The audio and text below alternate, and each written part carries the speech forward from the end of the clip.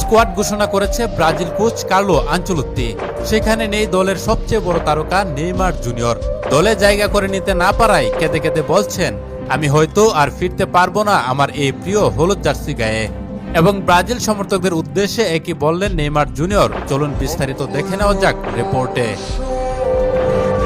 Asia দুই জায়ান্টের বিপক্ষে match সামনে রেখে ব্রাজিলের স্কোয়াড ঘোষণা করেছে ব্রাজিল কোচ কার্লো আনচেলত্তি।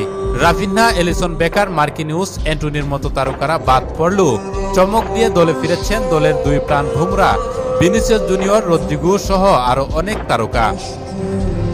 আগামী 10 অক্টোবর দক্ষিণ কোরিয়া এবং 14 অক্টোবর জাপানের বিপক্ষে প্রীতি ম্যাচ খেলতে এশিয়া সফর করবে 5 বারের বিশ্ব চ্যাম্পিয়ন ব্রাজিল।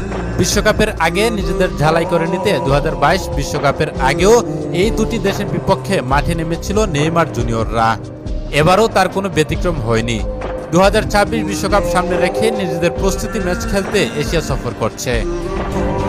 এই দুটি ম্যাচ সামনে রেখে ব্রাজিল কোচ যে স্কোয়াড ঘোষণা করেছে তার মধ্যে দলের অভিজ্ঞ তারকারা ফিরলেও ফিরতে পারেননি হতবাগা নেইমার জুনিয়র।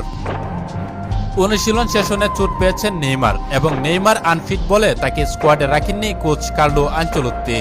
দলে জায়গা না পেয়ে দুঃখ প্রকাশ করলেন সোশ্যাল মিডিয়ায়।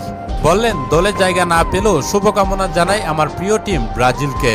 হয়তো প্রিয় হলুদ জার্সি গায়ে ফেরা হবে না আমার, তবে আশা রাখি যদি পরিস্থিতির সাথে যুদ্ধ করে পেরে উঠতে পারি তাহলে হয়তোবা জীবনের শেষ চেষ্টা হবে 2026 বিশ্বকাপের ট্রফি হাতে নেওয়ার।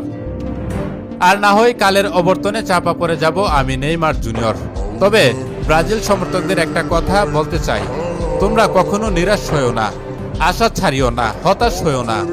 যারা আমার অবর্তমানে দলে আছেন তারা অবশ্যই তোমাদের প্রত্যাশা পূরণ করতে প্রাণপণ দিয়ে চেষ্টা করবে।